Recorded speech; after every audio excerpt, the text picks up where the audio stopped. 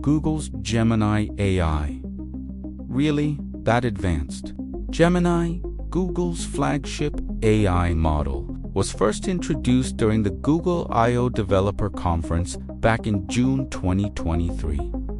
Just a few months later, in December 2023, Google officially launched Gemini, claiming it to be the most advanced and flexible AI model they had ever built. Fast forward to 2025, and we now have Gemini 2.0. This latest version comes with significant improvements from better reasoning and contextual understanding to more intelligent and responsive agent capabilities. But here's the real question. Is Gemini truly advanced and stable, as Google claims? Let me share my own experience. I tried using Gemini Studio Pro, one of their featured tools. My goal was to generate an image VRA specific and detailed. I provided a clear prompt, including the resolution and composition I wanted. But the result?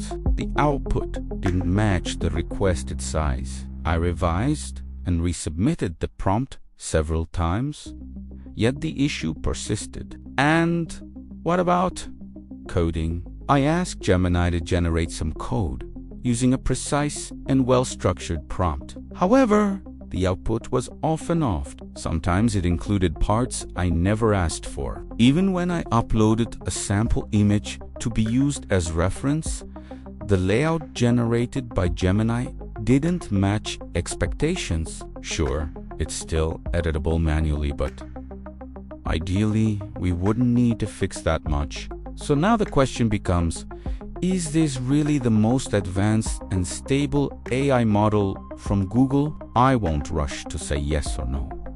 Instead, I'll leave it to you to decide. With experiences like these, do you think Gemini is truly powerful and reliable?